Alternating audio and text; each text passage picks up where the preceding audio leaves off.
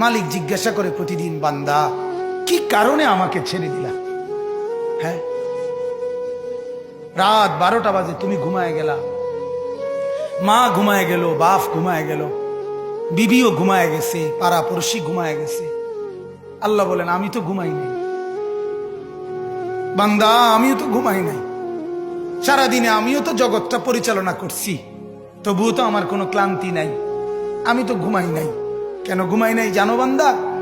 রাতের 2টা বাজে যদি তোমার পেশাব করতে হয়, রাতের 3টা বাজে যদি তোমার দরজা খুলতে হয়, তখন যদি তোমাকে উঠতে হয়, আর আমি যদি ঘুমায় যাই বান্দা, তোমারে চোখ মেলে দিবে কে?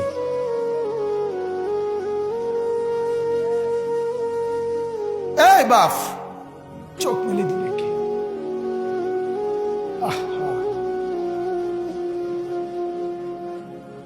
আল্লাহ আমাদেরকে মাফ করে। কোরআনুল কারীমের মধ্যে আল্লাহ তাআলা বলছে, ওয়া হুয়াল্লাযী ইয়াতাওয়াফফাকুম বিল-লাইল। কোরআনে আল্লাহ বলে, বান্দা শোনো, প্রত্যেকটা মানুষকে রাত গভীরে যে ঘুম আমি দেই, সেটা ঘুম না, আমি ওয়াফাত দেই, আমি মূলত মৃত্যু দিয়ে দেই। আবার আমি দয়া করে একটা নির্দিষ্ট সময় পরে চূড়ান্ত মৃত্যু দেব বলে আমি আবার সেই হায়াত সকালবেলা যখন জাগতে শুরু হয় তখন আমি ফিরে দেয় আল্লাহ। এমনও মানুষ আছে পৃথিবীতে, রাত্রিবেলা ঘুমাইছিল ভালো মানুষ, সকালবেলা আর জাগে নাই।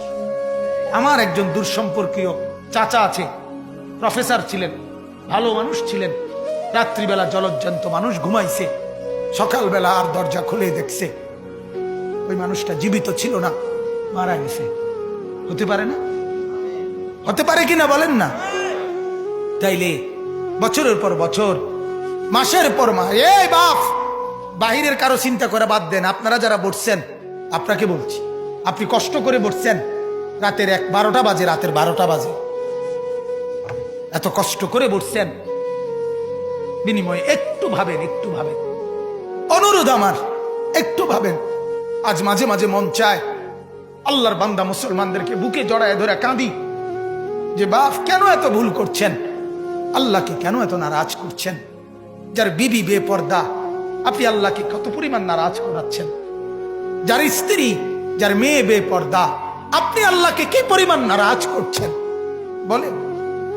এক কুকুর মরলে, লাশ ফেলে রাখলে যেই দুর্গন্ধ ছড়ায়, সেই দুর্গন্ধে অল্প কিছু মানুষের কষ্ট হয় কিছুক্ষণ, কিন্তু এক নারী বেপর্দা হাঁটলে যে যুবকগুলোর চরিত্র নষ্ট হয়, সেই নারী এক মরা লাশওয়ালা কুত্তার চাইতেও বেশি দুর্গন্ধ ছড়ায়।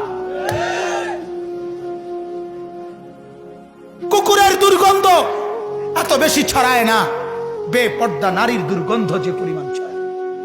সে তো শত শত যুবক তার চরিত্র শেষ করে দিছে। এই সিনেমার নায়িকা নর্তকীরা উলঙ্গ আর ছবি, আর বিবস্ত্র ছবি আর নাচ গানের এই ফুর্তি দেখিয়ে এরা হাজারো যুবকের চরিত্র গঠন করে না নষ্ট করে? কথা বলেন না কেন? এজন্য আমার শায়েখ আল্লামা মুফতি মুশতাকুন নবী সাহেব বলে, হাজারো মানুষের জীবন নষ্ট করে যে, এজন্য তার জীবনে কখনো সুখ ধরা দেয় না। এজন্য এই পৃথিবীর জরিফ এটা, আপনি জরিফ চালায়া দেখেন, যত সিনেমার নায়ক নায়িকা, এদের জীবনের মতো দুঃখী জীবন, ব্যক্তি জীবনের মতো কষ্টের জীবন আর কারো নাই। আপনি খবর লাগান, আপনি খবর লাগান, এদের মতো লাঞ্ছনা। কারণ হাজারো যুবককে নষ্ট করছে এই হাসি দিয়া, অথচ এই হাসি তার মূলত আসল হাসি না। এই হাসি যদি ল্যাবে অথবা ডায়াগনস্টিক সেন্টারে পরীক্ষা করায়, প্রত্যেকটা হাসির মধ্যে ফরমালিন পাওয়া যাবে। কি পাওয়া যাবে? ফরমালিন, ফরমালিন, ফরমালিন পাওয়া যাবে। এগুলা হাসি না, এগুলা ধোকা।